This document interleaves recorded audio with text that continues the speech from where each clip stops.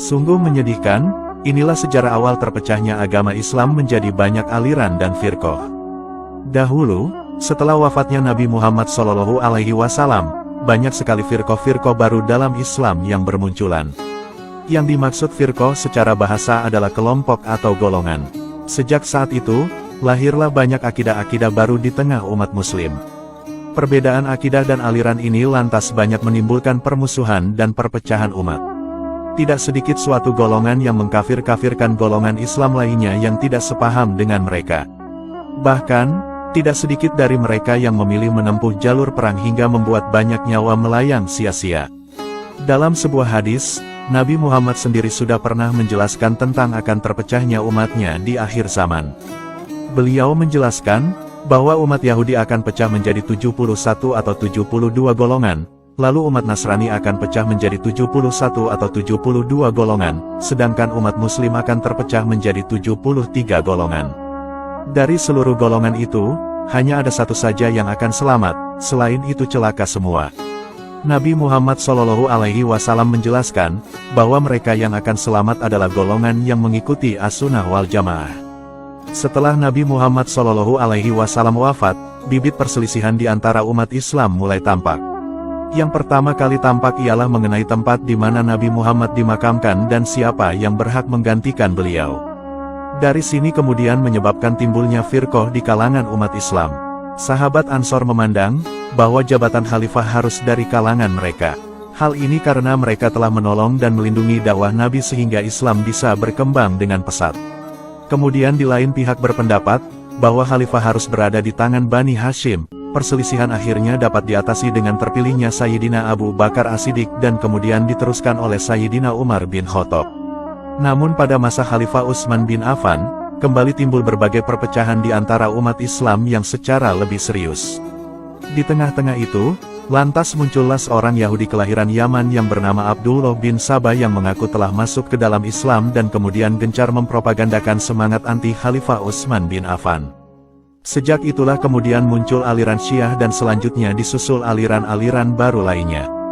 Sebagai reaksi terhadap aliran Syiah tersebut, dari akar permasalahan ini kemudian timbul usaha-usaha untuk membantu ajaran dengan rumusan hujah dan lahirlah firqah atau suatu mazhab baik di bidang fikih, akidah, akhlak, ataupun tasawuf. Timbulnya firqah-firqah akidah Islam ini tidak terlepas dari fitnah yang beredar setelah wafatnya Nabi Muhammad SAW. Setelah Nabi Muhammad wafat, peran sebagai kepala negara lantas digantikan oleh para sahabatnya yang disebut Khulafaur Rasyidin, yaitu Abu Bakar, Umar bin Khattab, Utsman bin Affan, dan Ali bin Abi Thalib. Akan tetapi, pada masa kekhalifahan Utsman bin Affan, mulailah timbul adanya perpecahan di antara umat Islam yang disebabkan oleh banyak fitnah yang timbul pada masa itu. Sejarah mencatat bahwa akibat dari fitnah-fitnah tersebut menyebabkan perpecahan di antara umat Islam baik dari masalah politik sampai masalah teologis. Awal mula perpecahan ini timbul sejak wafatnya Khalifah Utsman bin Affan. Para orang-orang yang tak sejalan menganggap bahwa Khalifah Utsman adalah orang yang lemah dan tak sanggup menentang ambisi keluarganya yang kaya dan berpengaruh untuk menjadi gubernur. Kebijakan-kebijakan yang dijalankan oleh Khalifah Utsman ini lantas mengakibatkan reaksi yang tidak menguntungkan bagi dirinya. Selain itu, para sahabat-sahabat Nabi setelah melihat tindakan Khalifah Utsman, lantas mulai meninggalkannya. Akhirnya, timbullah pemberontakan seperti adanya 500 pemberontak yang berkumpul dan kemudian bergerak ke Madinah. Perkembangan suasana di Madinah ini membawa pada pembunuhan Khalifah Utsman oleh pemuka-pemuka pemberontak di Mesir. Setelah Khalifah Utsman bin Affan wafat, Sayyidina Ali bin Abi Thalib lantas muncul sebagai calon terkuat untuk menjadi khalifah keempat. Namun sayangnya, beliau malah mendapat tantangan dari pemuka-pemuka yang ingin menjadi khalifah. Perpecahan dan badai fitnah mulai tumbuh membesar di era kekhalifahan Sayyidina Ali bin Abi Thalib. Persoalan-persoalan politik akhirnya menimbulkan persoalan akidah hingga akhirnya timbul persoalan siapa yang kafir dan siapa yang bukan kafir. Bahkan, dampak perpecahan ini membuat Khalifah Ali wafat dibunuh oleh Ibnu Muljam yaitu seorang Khawarij. Penyebab munculnya firqah dalam Islam dilatar belakangi oleh perbedaan dan perselisihan pandangan tentang masalah politik dan akidah. Perbedaan pandangan inilah yang memudahkan satu firqah suka mengkafirkan firqah lainnya.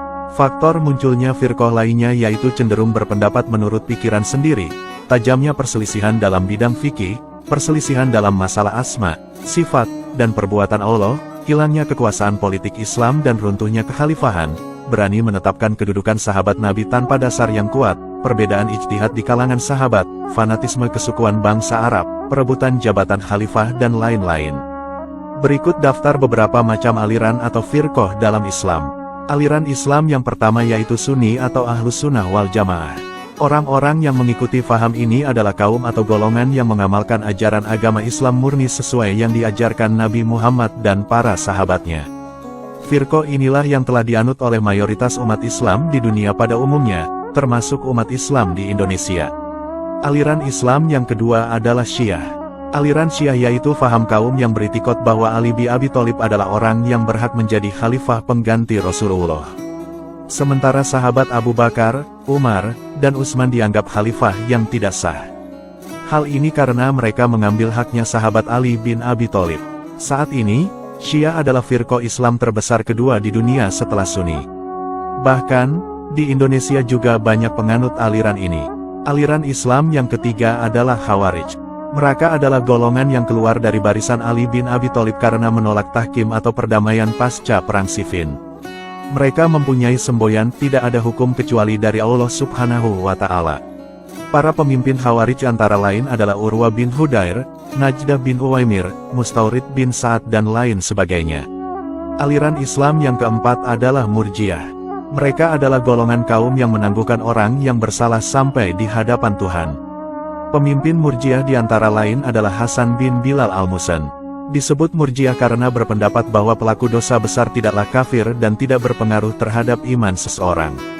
Hal ini sebab mereka percaya bahwa masih ada harapan dan ampunan dari Allah Subhanahu wa Ta'ala. Aliran Islam yang kelima adalah Mu'tazilah. Mereka disebut juga dengan kaum yang menyisihkan diri karena mereka merupakan kaum rasionalis yang hanya menggunakan akal saja. Selanjutnya, aliran Islam keenam yaitu Qadariyah. Mereka yaitu paham yang percaya bahwa segala tindakan manusia dilakukan sendiri oleh manusia, dan Tuhan tidak ikut mencampuri perbuatan manusia. Aliran Islam yang ketujuh adalah Jabariyah. Nama Jabariyah sendiri diambil dari kata Jabaro yang artinya memaksa. Paham ini dinamakan Jabariyah karena mereka berpendapat tidak ada ikhtiar bagi manusia. Selanjutnya, aliran Islam yang kedelapan adalah Najariyah. Pendiri Najariyah adalah Abu Abdullah Husain bin Muhammad An-Najjar. Sehingga, golongan ini lantas dinamakan Najariyah karena diambil dari nama pendirinya. Aliran Islam yang kesembilan adalah Musyabihah. Mereka disebut sebagai kaum yang menyerupakan karena menyerupakan Tuhan dengan manusia. Kemudian, aliran Islam ke-10 adalah Wahabi. Pendiri paham Wahabi adalah Muhammad bin Abdul Wahab. Karena sebab itulah pahamnya disebut dengan paham Wahabi. Aliran Islam yang ke-11 adalah Bahaiyah. Aliran ini didirikan oleh seorang Syiah Imamiyah di Iran yang bernama Mirza Ali Muhammad. Ia menyebut dirinya sebagai Al-Bab atau pintu. Pintu yang dimaksud adalah pintu yang menghubungkan dengan imam yang lenyap yang akan keluar di akhir zaman. Kemudian, aliran Islam ke-12 adalah Ahmadiyah.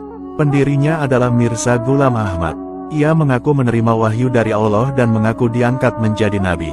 Pengikut Ahmadiyah di seluruh dunia lumayan banyak, yakni mencapai sekitar 200 juta orang.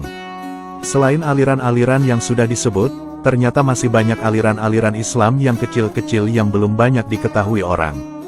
Di Indonesia sendiri sudah sering muncul aliran-aliran baru dan oknum-oknum yang mengaku nabi baru. Ternyata, sabda Nabi Muhammad tentang akan terpecahnya umat Islam di akhir zaman itu benar-benar nyata. Maka, marilah kita senantiasa menguatkan akidah kita agar menjadi golongan orang-orang yang selamat sesuai sabda Nabi Muhammad SAW. Semoga video ini bermanfaat. Wallahu a'lamu bishawab.